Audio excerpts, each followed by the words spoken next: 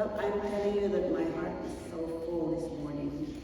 Listening to your testimonies and then joining in the song has truly blessed my heart, reminding how God has loved me by giving His Son, Jesus Christ, to die in my stead. He took my punishment on the cross, and now I can be with you. So I shared last night, I have a new verse when Jesus promised in Isaiah 66:9, He will not allow or He will not cause pain without allowing something to be and you to be born. And I know that I went through pain, but it seems like I will be hindered from coming. But I'm so happy that I was able to come and worship with you. I'm so blessed to be always with you in worshiping God together. So how are you today? Are you alive for God? Amen. Amen. All right. So now last Sunday I gave a message taken from the book of Ephesians. How many of you remember the message? You heard it and went the other ear? Okay. Being strengthened in the inner man. I told you before that in the letter of Paul to the Ephesians, there was no problem that was mentioned. There was no heresy. Everything else was about instruction on holy living, how they are to behave as a church. But today, the text that I was given by the Lord is a letter from God, which He revealed to His Son Jesus Christ, and then sent to John. You know, John was in the Isle of Patmos at this time. It could have been about 40 years after the founding of the church in Ephesus when this letter was sent by God to John. John was in the Isle of Patmos because of, shall we say, he was there in the island of Patmos because of his faith in Jesus Christ. He was persecuted. Unlike the other disciples who were martyred for their faith, God saw fit that John would live a long life because he will be a vessel as a writer, one who will write the messages to the 7 churches in the book of Revelation. So the first church that was addressed here in the book of Revelation is the Ephesian church. So I'm going to read that. In Revelation chapter 2, verses 1 to 7, this is the message that God sent to the angel of the church in Ephesus. He said, "To the angel of the church of Ephesus write, these things says he who holds the 7 stars in his right hand." Who is this one that is holding the 7 stars? It is Jesus. He's the one who walks in the midst of the 7 golden lampstands, which are the 7 churches. He said, "I know your works, your labor, your patience, and that you cannot bear those who are evil. And you have tested those who say they are apostles and are not, and have found them liars. And you have persevered and have patience, and have labored for my name's sake, and have not become weary. Nevertheless, I have this against you, that you have left your first love. Remember, therefore, from where you have fallen, repent and do the first works, or else I will come to you quickly and remove your lampstand from its place, unless you repent. But this you hate, that you hate the deeds of the Nicolaitans, which I also hate." And the last verse, "He who has an ear, let him hear what the Spirit says to the churches. To him who overcomes, I will give to eat from the tree of life, which is in the midst of the paradise of God." Shall we pray? Father, we thank you today for this privilege of diving into your word. I know that the whole message from the Bible, Lord, though it has been directed to many people, different people throughout the ages, but there are as well messages for us today. Until you come, we have to live by it. Thank you, Lord, and we pray that you will help us today as we discover some things from your word commendations or maybe corrections for us to know and follow so that we will be more and better prepared when the time comes for you to take us. Help us now in Jesus' name I pray. Amen. So I don't know why there seems to be a very big difference between the first letter and then to the second letter. But remember that it has been about several decades when the first generation of leaders or people, believers in Ephesus have probably gone, and now we have a generation who continued on with what they built, they have saw what the first generations have been doing, and they continued it with it. But unless they go to that message, the last thing there that Jesus said, they will not still qualify. All right, let's see first, what was God's commendation to the church in Ephesus? What did he say? What does it say about their deeds? He said, I know your works, your labor, your patience. That's in verse 2. Now this work, labor, and patience, it tells to us that they really worked hard. They worked hard, they labored tirelessly, and they endured martyrs for the gospel. They were not discouraged. They did that. And another one, they have spiritual discernment.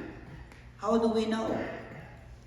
Remember, they were vexed continuously by false prophets and teachers. There were many.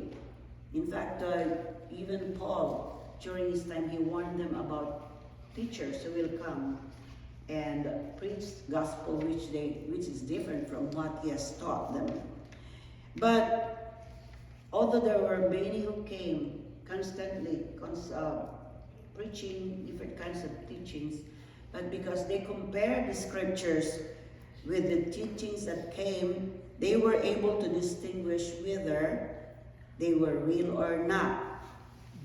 Just like in 1 Corinthians 11, remember that God warns that there will be some who will come in his name.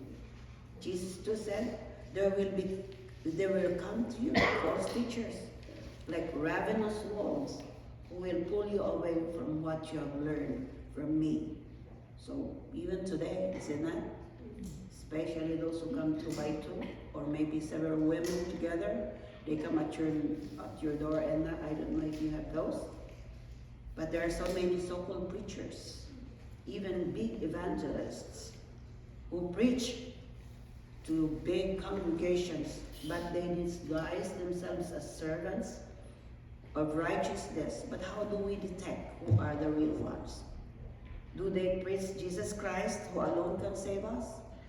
If Kibuloy comes here and they say that he is the Son of God, would you believe him? I'm so amazed at how people are so deceived these days. Or do their teachings is confirmed by the scriptures? Even very small details sometimes. They are very tricky, but the best thing is for you to search the scriptures. And how can you prove without reading the scriptures, right? So we must at least test their teaching by comparing it, or remember searching the scriptures always. And how about their lifestyle? Is their lifestyle consistent with their biblical morality? Like the Mormons, they allow multiple marriages, right? What does the Bible say? So the litmus test is always find out what the Bible says, right? So look at their different lifestyles. It's very sad today. There are many. The latest one I think is, what's the name of this one? He's a very famous counselor and a writer of so many books. Yancey, I read some of his books, and they're very excellent books about counseling and marriages and all that. And I was so shocked when I heard that after so many years of investing his life his talents in writing and counseling and teaching. He had 8 years of secretly with a woman. That's why we have to be very careful with people who come as teachers and preachers of righteousness. And this is what the Ephesian church was very strong about. They know who are the false teachers. In fact, there are some historians after this time that they can attest to that because of the stand of the Ephesian church. Their influence did not last long. They were able to bear all of these false teachings, right? But even the church today, we are battling with so many things regarding sexual immorality and identity orientation, right? I don't know here, but that is so in the United States. And you will see how many churches, see what is the stand of the different churches about all of this. Some condemn it, some are so silent about it, and sometimes we excuse their lifestyle like it's just a different lifestyle. But we should be firm in our beliefs. We should know that God's word is absolute, and we should not condone, I should say. We should not approve lifestyles or kind of living that is contrary to God's word. And that is what the Ephesian church were good at. They have a very good commendation from the Lord. He said you knew them. So to summarize it, this is a church that had been patiently enduring, just like what James says in verse chapter 5. They were holding on to their faith. They are sound in doctrine. They do not tolerate evil practices. But why is it that after all their good works, their patience, their discernment, their spiritual discipline, why did God send a word of condemnation? What did God condemn them? You find that in verse 4. What does it say? You have left your first love. You have left your first love. Now the word left in the Greek language is aphekes, A-P-H-E-K-E-S. And that means voluntarily or omit or neglected. You neglected it. It's different from something lost.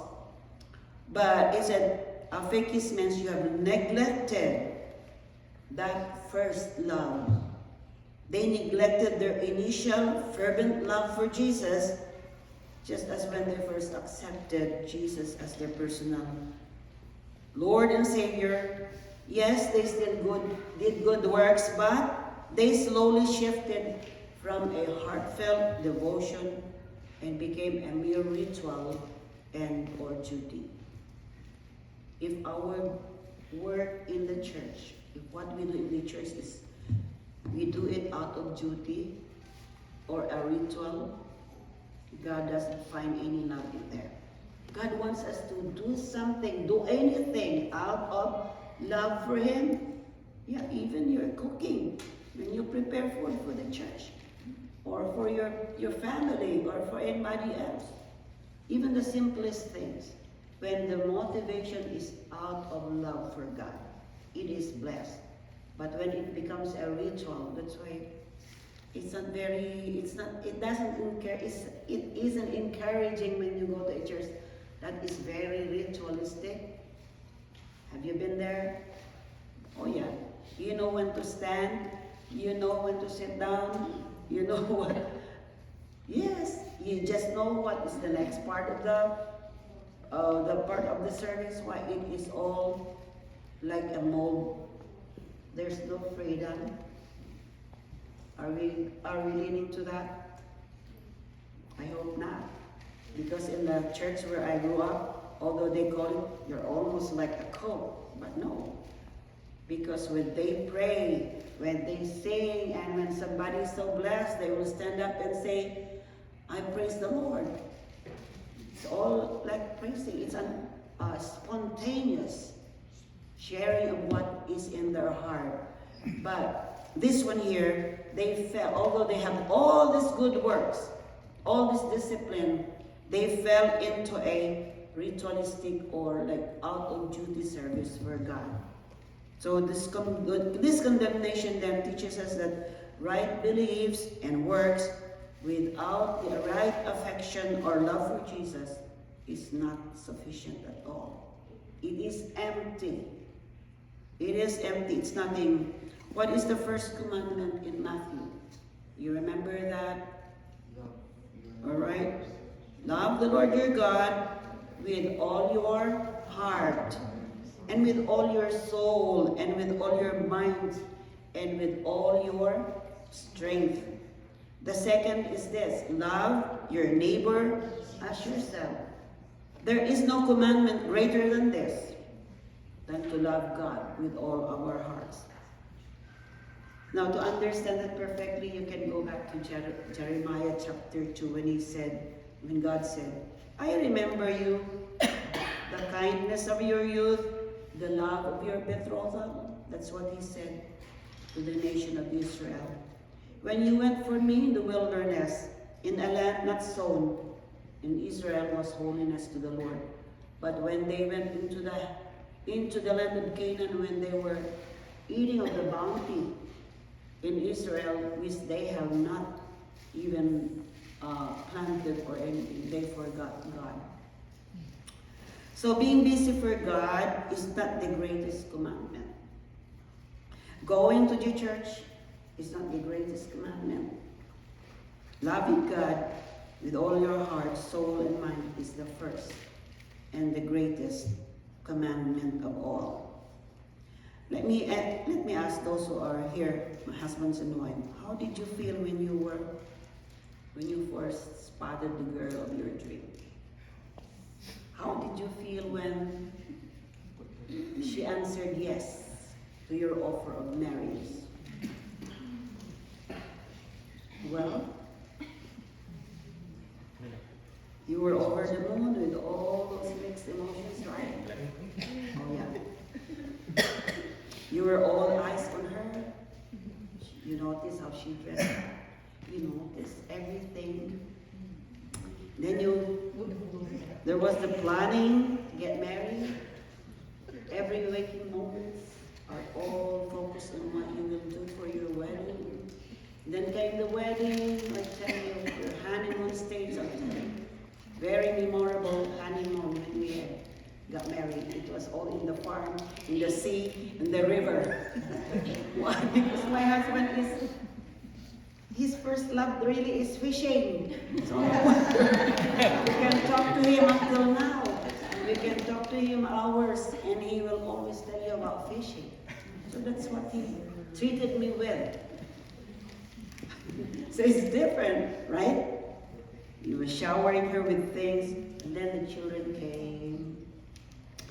Time with her became less and less because of the heavy responsibilities of providing for a home, the needs. You don't notice them very much anymore. The changes, they're happening. So how does your wife feel, I think? How about one day?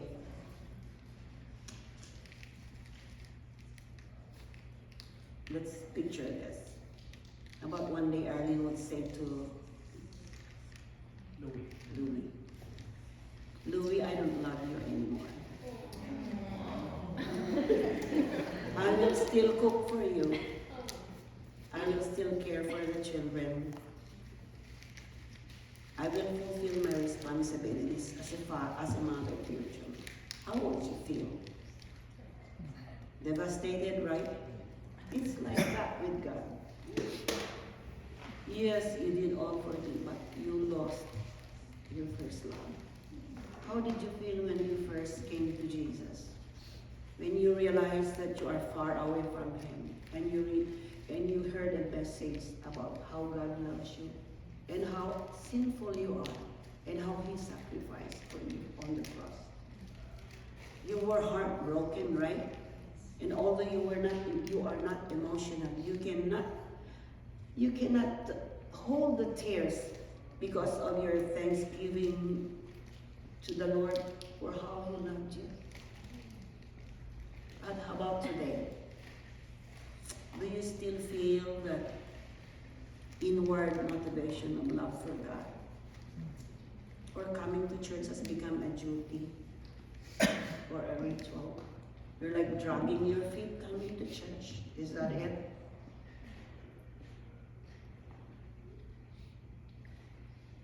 You have left your first love. What is it that your hand touches every day that is keeping you from reading His Word, feeding His Word, and praying, communicating with Him every day? I wonder if you still have time to look around you and see the beauty, the grandeur of God's creation, and say, Lord, thank you. Because the heavens will declare to you the glory of God, and it will draw you even when I eat our food before because our small table is that Edna bought during the COVID years. It's right in front of our window, and I would see the formation of the clouds, and I would say, Lord, thank you so much. I have eyes to see. Do you still appreciate the beauty of the flowers, and it draws you to thankfulness to God, how good He is to you? Yes.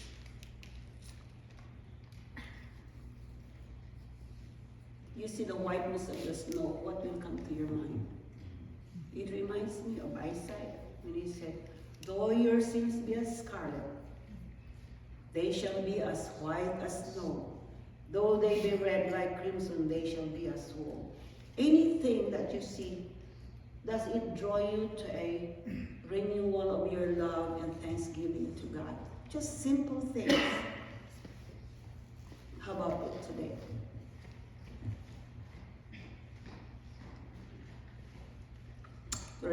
Today I heard your testimony. Do you put into action your love for each other as a community of believers? Or do we go on our way? Do we still enjoy our gathering together as a church? Like in Hebrews, don't forget your assembling together. Encouraging one another in worship. It's just like encouraging each other to love one another, and the blessings of one another that we share, that will encourage us, that will spur us to go on despite our difficulties. Right? Is that not? Do you feel that?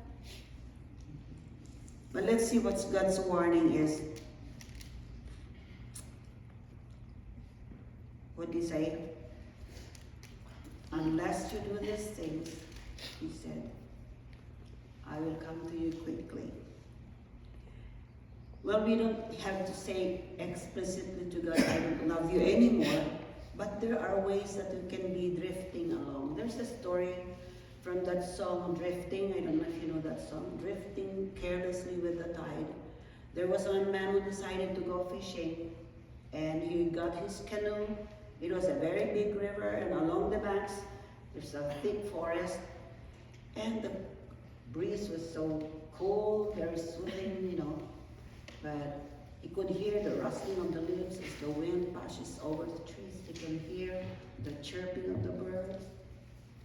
And every time as he moves along, he sees some signs, like it's 10 kilometers, because those signs are telling you how far before you can reach that part where the water will fall down to the boards. And so he said, it's still far. So he lazily goes along, maybe whistling, trying to get a catch.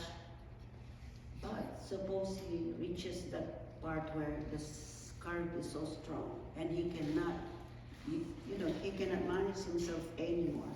Of course, he will fall down the waterfall into his death. So like sometimes we can drift along in our lives every day if we are not careful. We are not careful. So, just like this church, been 40 years after that, they found, of course, they maintained all their outward works, but they didn't know that they were drifting away from their love of God. Some of us have already been Christians for decades. How long were you as a Christian? How many have been Christians for 20 years here? 20 years? You don't? Why not raise your hands? Okay. 20 years. I tell you, there are so many years that have gone by. Do you think the fervor, that enthusiasm that you felt that day is the same up to now? You have to keep reviving yourself, right? You have to keep yourself reminding that there's something here. So, many Christians have lived for decades, and they can easily fall into the rut of their activities, of daily activities in their life, without noticing some lapses sometimes. I do. There were times when I have to ask God to forgive me. There are times when it's so hard to pray. Why? You have to go to God and ask Him why. So, there are many things that will take our attention, and even seasoned Christians feel the need for a personal revival. You don't have to wait for your revival on March. But if you feel that, Lord, it seems like I'm dry in my soul, what is it? Search your heart and then return to Him. Even now, right?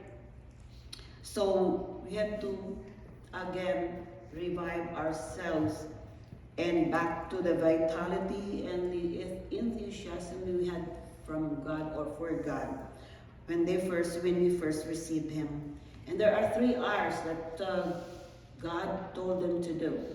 If you feel that it seems like my love for God is not as passionate, as warm, as more intense as before, then this is what God said. Remember where you have fallen. Verse 5, it says, their love for God and for people have cooled. Remember, the word left means He was left out. Their love for God is no longer the central motivation why they worked. Next is repent. When you neglect your love for God, that is a sin. We have to ask God to forgive us. Lord, I neglected your word. I neglected coming to communicate with you. And then the third one, return or do the first works. Love God with the same fervor as you had felt when you became a Christian. Just the psalmist said, restore to me the joy of your salvation. Let us heed God's warning today. We all need. I'm telling you, I've gone through. But as I said, God does not allow pain without something to be born anew in our lives. And so I have to ask God to forgive me and go back. Get back that fervency in your heart. Serve Him with all your heart. I have to be intense. I have to go. I have to sacrifice hours of my sleep and then read the Bible, pray. And before long, I realized that I've been there 2 hours, 3 hours. Which before, sometimes I would sleep. I will just lie down there, prop myself on the bed with pillows, and pray. And I said before long, I found out that I'm already asleep and my amen will be in the morning. That is not the way to talk to our Savior. We have to be intense. We have to purposely sit down and ask God to help us Renew our hearts every day. It is an everyday thing, my brothers and sisters. Love God. There is no substitute for that. And even just with just one verse only sometimes, that is enough. Like the word there, that's a God thing. When God shows you a verse from the Bible, from your reading, and throughout the day you will be digesting that and telling God how you've been blessed with us. Or even visiting somebody or offering some food to somebody. When you do those out of love for God, He will bless you. Yes. But God concludes His message to this church with a promise. If you do this, God said, if you return to that former love that you have for me, if you repent, and then do the first works, He said, what did He promise? He will cause him to eat of the fruit of the tree of life. But first there was a warning. What did He say? If you don't, I will come to you quickly and remove your lamps from its place. What does that mean? You will no longer have that witness, that shining witness. Because when you think about the lamp, it's shining for God. Let your light so shine before men that they may see your good works and glorify your Father which is in heaven. They will not see your good works if you don't shine for God. They will not see that. So God said, I will take your lamp from its stand. You will no longer cease. You will cease to be a shining light and witness. However, there's a good promise. He said, those who have ears, what He say? Let them hear quickly, and I will give them the right to eat of the tree of life. Where was the tree of life originally situated? It's in the Garden of Eden. When man fell, they were free to eat everything. But when man fell, He prohibited them from eating of that. Why? So that they will not live forever in their sins. But when, at the last, I don't know when Jesus will come quickly. He said, I will come quickly. I'm telling you, friends, the end times, signs of the end times is very imminent up to this time. Did you notice that? Look at your digital appliances, everything. It's just like controlling now, that you are being controlled by AI and everything. Right? It is paving a road, paving a way for the coming of the Antichrist, when he will control the whole world. But we don't need to be afraid. Why? Because God's promise is He will take us at the rapture. Are you waiting for that return of Christ? Or are you still scared because you are not sure? Well, I hope that today we will renew our heart, our love for God. Lord, if it's getting cold, please help me. Please forgive me. I want to return to that. And before I close this message, I just pray that this church will continue to be a vibrant church, a live witness. How will you do that? How will you do that? Maintain that love for Christ and for one another. Do not destroy each other. Always be a community of believers that love each other, uplifting each other, encouraging each other. That's how you live as a testimony to the outside world. Today, shall we bow down our heads and search our hearts? Lord, how is my love for you? And that as we listen to the song, More Love of Christ, let that be our prayer. Is it